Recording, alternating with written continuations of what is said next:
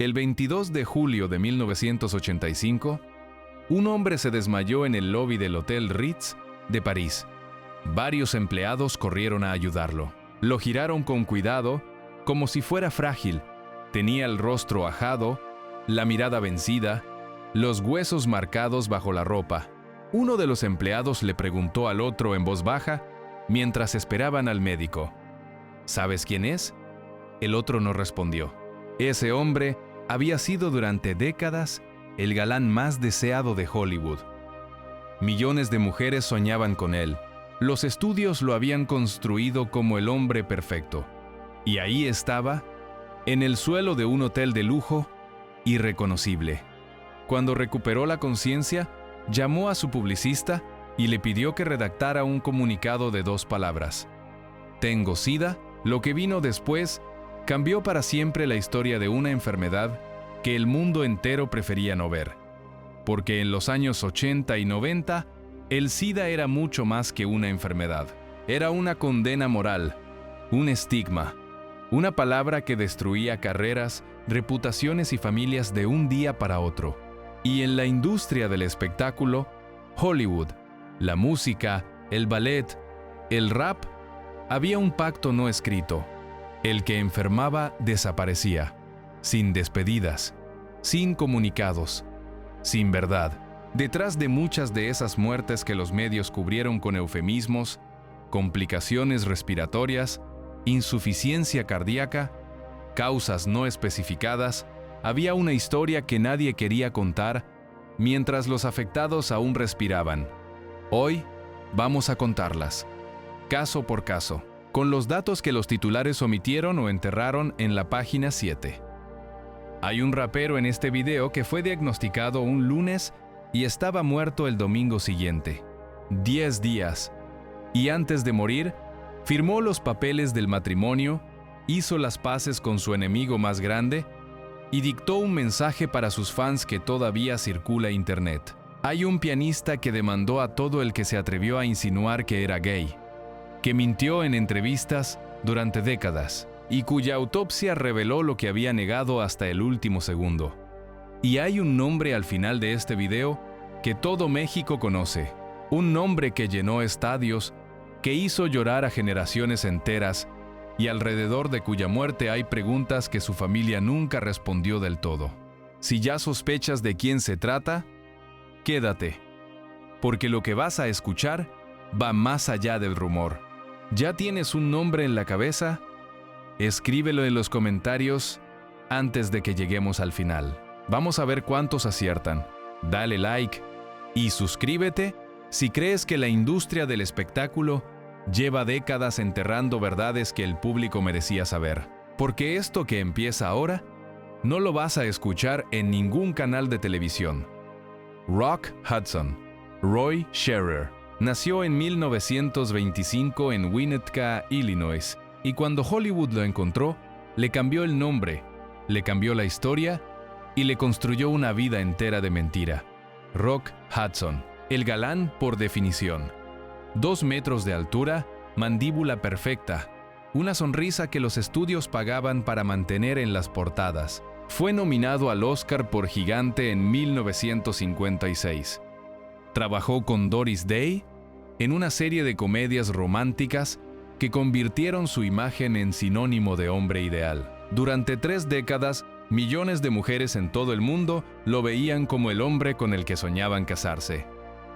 Todo Hollywood sabía que era gay. Nadie lo decía en voz alta. Los estudios le organizaron citas falsas, romances inventados, le consiguieron una esposa, Phyllis Gates, con quien se casó en 1955 para callar los rumores. Ella escribió después un libro donde contó que el matrimonio fue una trampa llena de mentiras y ausencias. Gates dijo que se casó enamorada, que no lo supo hasta que ya era demasiado tarde. Piensa un momento en esto. Hollywood le organizó toda una vida falsa: esposa, romances inventados, imagen de galán, durante 30 años. ¿Cuántos actores crees que siguen haciendo lo mismo hoy? Escríbeme en los comentarios. En junio de 1984, Los médicos le diagnosticaron VIH. Tenía 58 años. Durante más de un año, siguió trabajando, apareció en la serie Dinastía, grabó escenas. Besó a su coprotagonista Linda Evans en pantalla. Nadie le había dicho a ella nada. Cuando lo supo, el pánico se extendió por el set. En aquel tiempo las vías de contagio eran poco comprendidas y el miedo lo llenaba todo. El 21 de julio de 1985, se desplomó en el lobby del Ritz de París. Varios hombres corrieron a sostenerlo. Era el hombre con menos fuerza del mundo. Cuando recuperó la conciencia, llamó a su publicista y le pidió esas dos palabras: «Tengo SIDA, salí y tiráselo a los perros». Eso es lo que quieren. Lo trasladaron a Los Ángeles en un avión privado de Air France. Solo él en el avión. El vuelo le costó $250,000. El 2 de octubre de 1985, murió en su casa de Beverly Hills. Tenía 59 años. Fue la primera gran estrella de Hollywood en revelar públicamente su diagnóstico. Su muerte forzó una conversación que el mundo entero llevaba años evitando. El Congreso de Estados Unidos empezó a financiar investigación. La sociedad empezó a entender que el virus no distinguía entre ricos y pobres, entre famosos y anónimos. Sus últimas palabras públicas, leídas por su amigo Burt Lancaster, ante 2,500 personas, en un evento benéfico semanas antes de morir: «No estoy feliz por tener SIDA, pero si esto puede ayudar a otros, al menos puedo saber que mi propia desgracia ha servido de algo». El hombre que Hollywood convirtió en símbolo de masculinidad murió siendo el símbolo de algo completamente distinto. Y quizás eso fue lo más honesto que le permitieron ser en toda su vida. Héctor Lavoe. Hay algo que casi nadie sabe sobre Héctor Lavoe. Y no es la salsa, ni Willy Colón, ni el cantante de los cantantes. Lo que casi nadie sabe es que el hombre que llenó el Madison Square Garden murió de SIDA. Héctor Juan Pérez Martínez nació el 30 de septiembre de 1946 en Ponce, Puerto Rico. A los 17 años se fue a Nueva York con lo opuesto. Encontró a Willy Colón, encontró a Johnny Pacheco y encontró la música que lo convertiría en uno de los cantantes más grandes que ha dado América Latina. La Voz, Comedia, El Juicio, Mi Gente, Periódico de Ayer.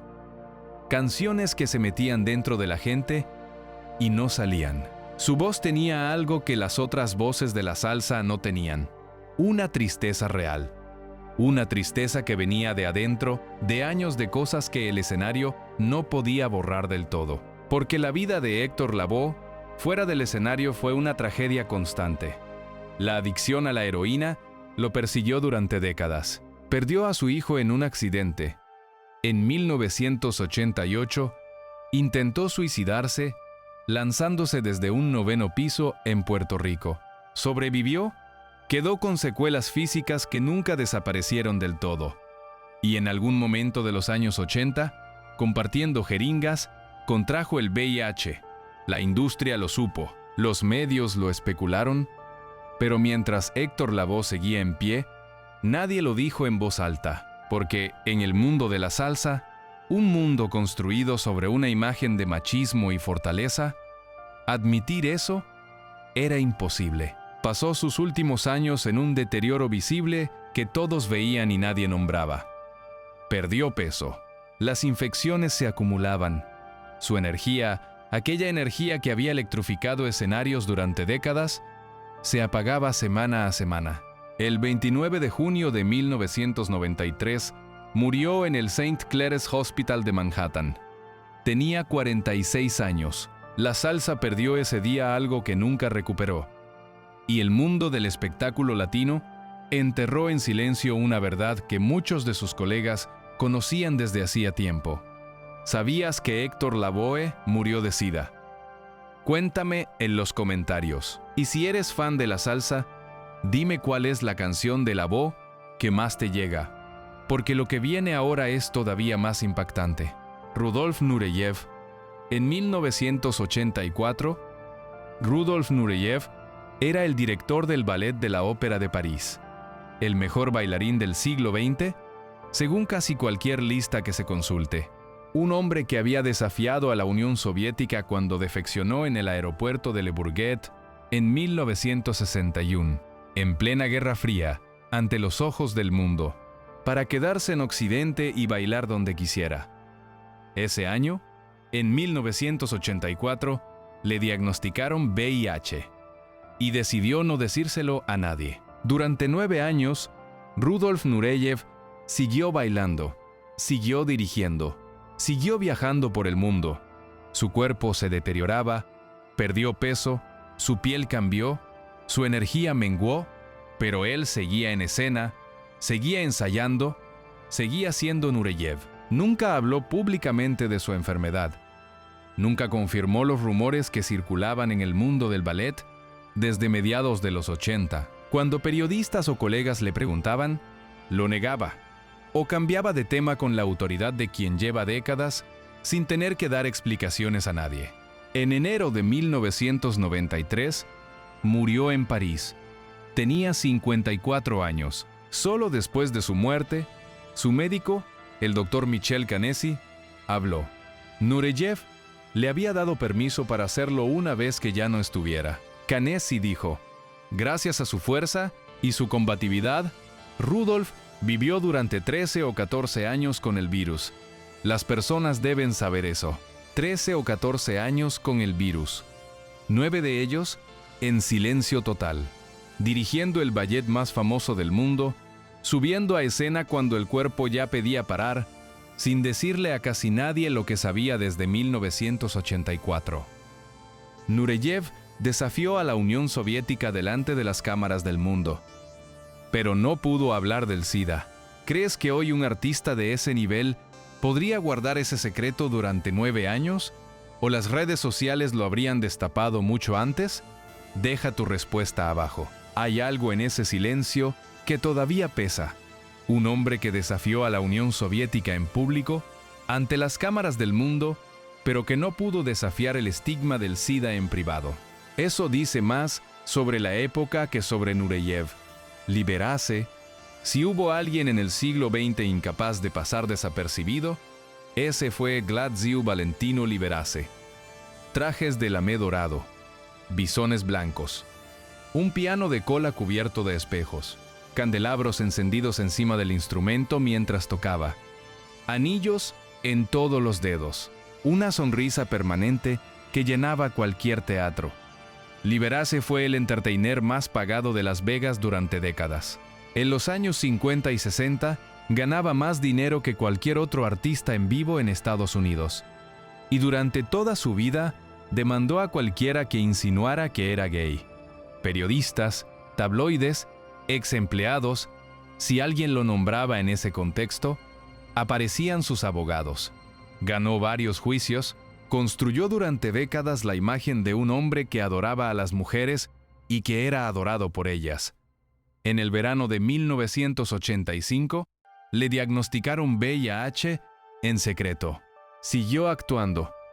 Su última aparición en televisión fue en el programa de Oprah Winfrey, en la Navidad de 1986. Lo vieron millones de personas. Estaba visiblemente delgado, cansado, demacrado. Nadie dijo nada. El 4 de febrero de 1987, murió en su casa de Palm Springs, California. Tenía 67 años. Su médico emitió de inmediato un comunicado diciendo que la causa había sido un infarto agudo al miocardio. El forense del condado de Riverside pidió una autopsia. El resultado, neumonía por citomegalovirus, como consecuencia del síndrome de inmunodeficiencia adquirida. SIDA, la misma palabra que Liberace había perseguido jurídicamente durante años, la que nunca permitió que nadie pronunciara acerca de su nombre mientras vivía. La autopsia la estampó en un documento oficial el día después de su muerte. Fue la segunda gran figura de Hollywood en morir de SIDA meses después de Rock Hudson. Y a diferencia de Hudson, Liberace se fue sin haber dicho nada. sin haber dado permiso a nadie para contar la verdad. El forense tuvo que hacerlo en su lugar. Liberace llegó a demandar a periodistas para proteger su secreto. ¿Crees que tenía derecho a llevarse esa verdad a la tumba? ¿O que el público que lo adoraba merecía saberlo? 1. Si crees que era su derecho. 2. Si crees que el público merecía la verdad. Cazuza.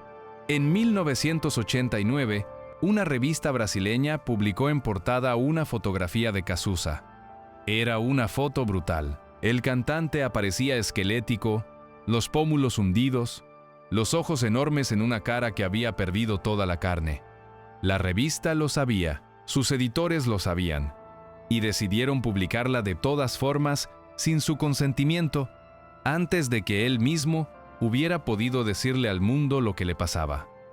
Agenor de Miranda Araújo Neto Cazuza nació el 4 de abril de 1958 en Río de Janeiro. Hijo de productor musical, creció rodeado de Caetano Veloso, Gal Costa, Gilberto Gil. Tenía el acceso, tenía el talento y tenía una necesidad de rebeldía que ningún privilegio podía contener. Con Baró Vermelho arrancó su carrera en los primeros 80. Cuando se fue como solista, explotó. El álbum Ideología vendió 2 millones de copias. O Tempo No Para, casi 2 millones más. Era el poeta de su generación, como lo llamó Caetano Veloso. En 1985 se contagió del VIH. Siguió tocando. Los escenarios tenían tubos de oxígeno en las salas. Enfermeras esperaban entre bambalinas. Cazuza cantaba durante horas con fiebre, con el cuerpo ya cediendo, con el peso bajando, semana a semana. El público veía al artista. Pocos sabían lo que costaba cada actuación. En 1989, cuando la revista publicó esa foto sin pedirle permiso, Cazuza decidió que el silencio ya no servía para nada. Le dijo a Folha de Sao Paulo, en una entrevista que todavía circula: ¿tienen el coraje de beber de mi vaso? Escriban que tengo esa cosa maldita. ¿Acaso no es lo que todos querían saber? Pongan que tengo sida y no aguanto más. El 7 de julio de 1990, murió en Río de Janeiro. Tenía 32 años. Pesaba 38 kilos. Miles de personas siguieron su ataúd a pie por las calles de Río. Llevaban sus discos en las manos. Cantaban sus canciones. Fue uno de los primeros famosos de América Latina en decir públicamente que tenía sida y en morir con esa verdad, dicha en voz alta, sin pedir perdón a nadie. Su madre fundó después la Sociedad Viva Cazuza, una organización que hoy sigue ayudando a niños que viven con VIH en Brasil. ACE. El 16 de marzo de 1995, Eric Lynn Wright entró al Cedar Sinai Medical Center de Los Ángeles creyendo que tenía bronquitis.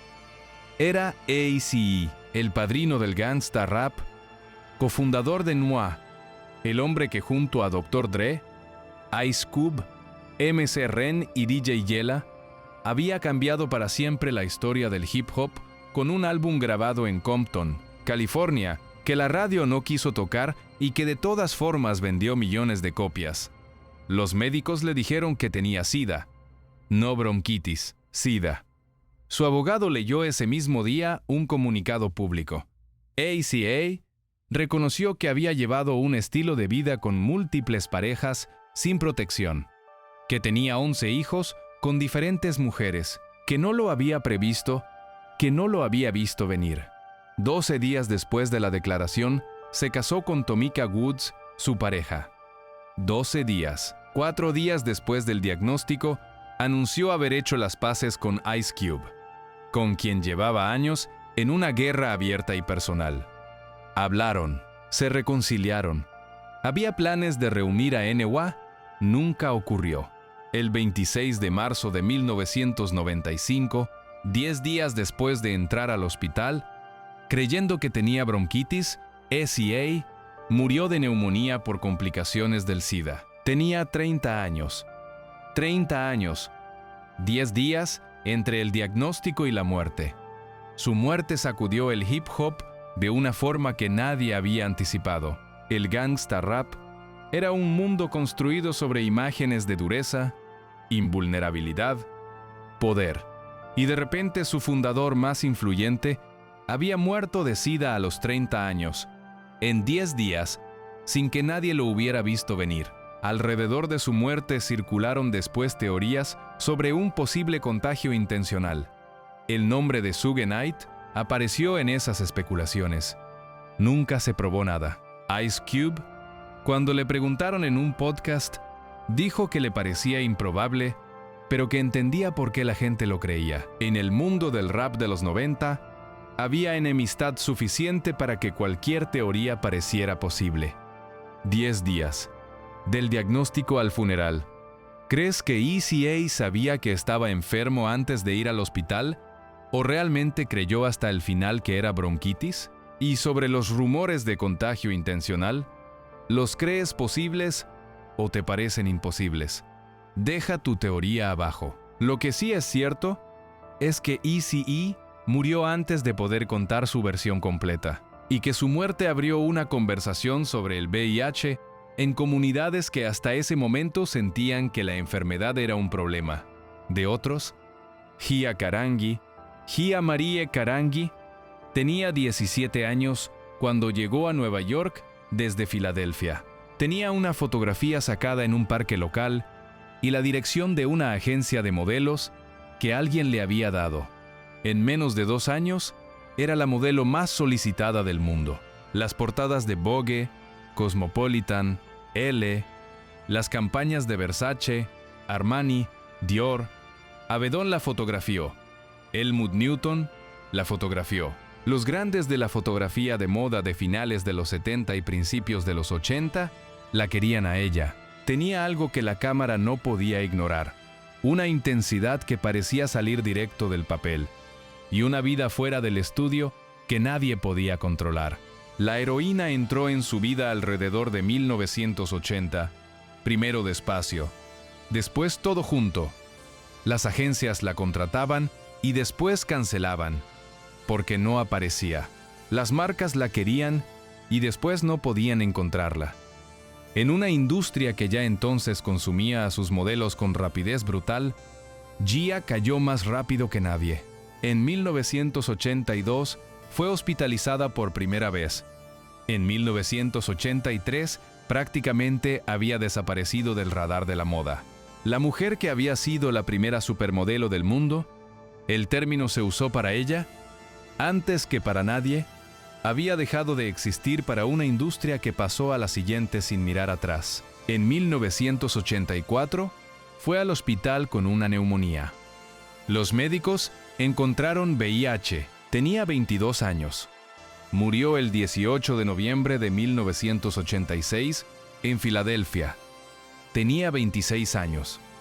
Fue la primera mujer famosa en morir de SIDA. Su madre estuvo con ella al final. En 1998, Angelina Jolie la interpretó en una película para HBO. Jolie ganó el Globo de Oro por esa actuación. Fue la primera vez que millones de personas supieron el nombre de Gia Karangi, 12 años después de que muriera, cuando ya no podía saberlo. La industria de la moda la usó mientras fue perfecta y la olvidó en cuanto empezó a fallar. Gia Karangi era famosa en todo el mundo a los 19 años y a los 26 murió sola, arruinada, sin que casi nadie lo cubriera. ¿Crees que la industria del entretenimiento sigue haciendo lo mismo hoy con sus estrellas? Cuéntame, Anthony Perkins, si hay un actor cuya imagen pública y cuya vida privada estuvieron más brutalmente separadas, es difícil pensar en otro nombre. Anthony Perkins, Norman Bates, La ducha, El cuchillo, la música de Bernard Herrmann, Psicosis, de Alfred Hitchcock, 1960. Una de las escenas más famosas de la historia del cine, protagonizada por un hombre que pasó los siguientes 30 años intentando escapar de ese personaje y que nunca pudo. Perkins era gay. Hollywood lo sabía. Sus compañeros lo sabían. Él nunca lo dijo en público. Los estudios le armaron una imagen. Tuvo romances con hombres, Tab Hunter, Rudolf Nureyev, que eran secretos a voces en la industria. Y en 1973, a los 41 años, se casó con Berry Berenson, fotógrafa. Tuvieron 2 hijos. Construyeron una vida familiar que desde fuera parecía estable. En algún momento de los años 80, contrajo el VIH. Su esposa dijo después que él simplemente no quería que nadie lo supiera. Pensó que si alguien lo sabía, nunca más le darían trabajo. Siguió actuando, filmó películas hasta los últimos años, mantuvo el secreto con una disciplina que solo alguien que lleva décadas actuando fuera del set puede sostener. El 12 de septiembre de 1992, murió en su casa de Los Ángeles. Tenía 60 años. Su familia emitió un comunicado confirmando que había muerto de complicaciones relacionadas con el SIDA. Berry Berenson murió 9 años después, el 11 de septiembre de 2001, en el vuelo American Airlines 11 que impactó contra el World Trade Center. Los 2 hijos de Anthony Perkins quedaron huérfanos de padre y madre antes de cumplir 30 años. Norman Bates nunca tuvo un final tranquilo, y tampoco lo tuvo el hombre que lo interpretó. Freddie Mercury, en 1987, cuando Freddie Mercury recibió el diagnóstico, Queen llevaba casi 20 años en los escenarios. Bohemian Rhapsody, Somebody to Love, We Are the Champions, Don't Stop Me Now, una lista de canciones que en cualquier parte del mundo, en cualquier idioma, cualquier persona de más de 30 años puede cantar de memoria. Mercury lo supo en 1987 y decidió seguir. Entre 1987 y 1990, grabó con Queen 3 álbumes completos. Innuendo, el último que vio publicado en vida, salió en enero de 1991. Llegó al número 1 en el Reino Unido. Mercury ya no podía actuar en directo. El cuerpo no lo permitía, pero estaba en el estudio, grabando, componiendo, eligiendo hasta la última nota. Sus compañeros de banda sabían lo que pasaba. El círculo más cercano lo sabía. Durante años, mantuvieron el secreto con una lealtad que Mercury había pedido explícitamente. Él no quería que la enfermedad se convirtiera en el centro de la conversación, mientras todavía podía hacer música. Freddie Mercury sabía que se moría, y en vez de parar, grabó 3 álbumes más. ¿Cuál crees que es la canción de Queen que grabó ya enfermo y que suena distinto cuando sabes eso? Escríbela en los comentarios. Me quedo leyéndolos todos. El 22 de noviembre de 1991, su representante emitió un comunicado. Es mi deseo confirmar que soy VIH positivo y que tengo SIDA. Al día siguiente, el 23 de noviembre de 1991, Freddie Mercury murió en su casa de Kensington, Londres. Tenía 45 años. La causa inmediata fue una bronconeumonía. El mundo reaccionó con un dolor que pocas muertes de un artista habían generado hasta ese momento. Y al año siguiente, en el concierto tributo del estadio de Wembley, ante 72,000 personas, transmitido en vivo a 1 billón de espectadores en todo el mundo. La conversación sobre el SIDA se volvió imposible de ignorar para cualquier gobierno, cualquier industria, cualquier familia. Murió joven, murió haciendo lo único que sabía hacer, y lo que dejó grabado en esos últimos años, sabiendo lo que sabía, es quizás la parte más impresionante de una carrera entera. Juan Gabriel.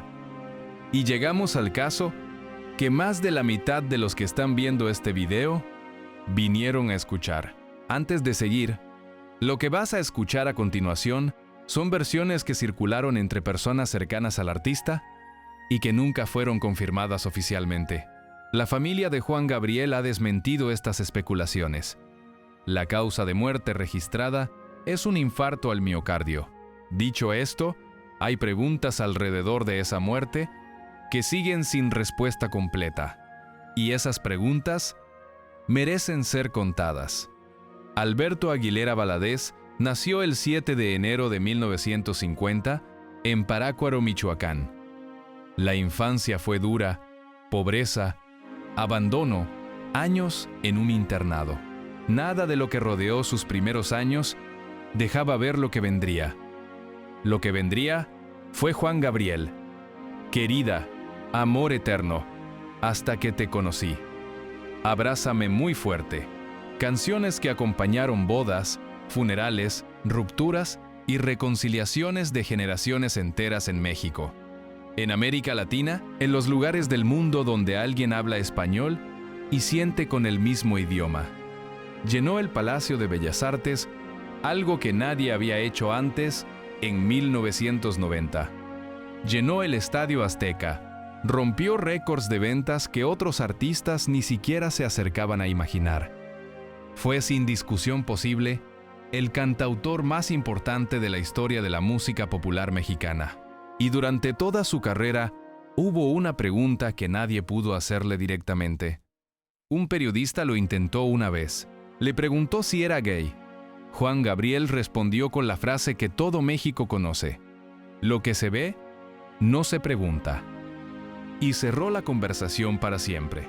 En sus últimos años, personas cercanas a él hablaron de un deterioro físico progresivo que iba más allá del cansancio normal de las giras. Cancelaciones de conciertos por fatiga, hospitalizaciones que no fueron explicadas con detalle. Un estado de salud que quienes lo veían de cerca describían como frágil, aunque en escena todavía daba todo. Su último concierto fue el 26 de agosto de 2016, en The Forum de Los Ángeles. 2 días después, el 28 de agosto, murió en su casa de Santa Mónica, California. La versión oficial: infarto al miocardio complicado por diabetes, neumonía, hipertensión y sobrepeso. Lo que siguió después generó preguntas que la familia nunca respondió del todo. Sus restos fueron cremados con una rapidez que muchas personas cercanas a él describieron como inusual, incluso para los estándares americanos. No hubo velatorio con el cuerpo presente. Las cenizas llegaron a México en una cajita. Bellas Artes recibió las cenizas, no un ataúd. Su ex-manager Joaquín Muñoz, en múltiples entrevistas a lo largo de los años, insinuó que había aspectos del estado de salud real de Juan Gabriel que no se habían hecho públicos. Nunca lo dijo con todas las palabras, lo suficiente para que la pregunta quedara flotando. ¿Tenía Juan Gabriel 6CH? No hay confirmación oficial. Nunca la hubo. Y dado que no hubo autopsia pública y que la familia eligió la cremación inmediata, probablemente nunca la habrá. Lo que sí existe son las canciones. Amor Eterno, que escribió para su madre muerta, se convirtió con los años en el himno de duelo más cantado en México. La ironía de que esa canción, escrita por un hombre que quizás también cargó su propio duelo en silencio durante años, siga siendo lo que México canta cuando pierde a alguien querido, es algo que no necesita explicación. Juan Gabriel se llevó sus secretos consigo. Si existieron, los eligió. Y quizás esa fue su última decisión soberana: ser recordado por las canciones, no por las preguntas. ¿Crees que Juan Gabriel ocultó algo más que su orientación sexual? ¿O crees que la verdad fue exactamente lo que la familia dijo? Vota si crees que sus canciones son suficiente verdad, o si crees que hay algo que nunca supimos. Y si escribiste un nombre en los comentarios al principio del video, ¿acertaste? Un galán de Hollywood que murió siendo la primera voz pública en decir la verdad en voz alta. Un pianista de Las Vegas que demandó a todo el que se acercó a esa verdad, y cuya autopsia la selló en un documento oficial el día después de su muerte. Un rapero de 30 años que tuvo 10 días entre el diagnóstico y el funeral. Una supermodelo de 26 años a quien la industria había olvidado antes de que el virus terminara su trabajo. Todos ellos vivieron en épocas en que decir la palabra SIDA podía destruirte antes de que la enfermedad lo hiciera. En que la industria del espectáculo Hollywood, la música, el ballet, la moda, tenía más interés en proteger su imagen que en proteger a las personas que la habían construido. El silencio que rodeó estas historias no fue accidental. Fue una decisión, tomada por productores, por publicistas, por ejecutivos de sellos discográficos, por periodistas que sabían y callaban, un silencio industrial que costó vidas, no directamente, pero sí en términos de investigación retrasada, de dinero que no llegó, de políticas públicas que tardaron demasiado porque la enfermedad parecía invisible, mientras sus víctimas más famosas la escondían. Rock Hudson cambió eso cuando se desplomó en el Ritz de París y decidió que ya era suficiente. Cazuza lo cambió cuando le dijo a una sala de periodistas que escribieran lo que querían saber.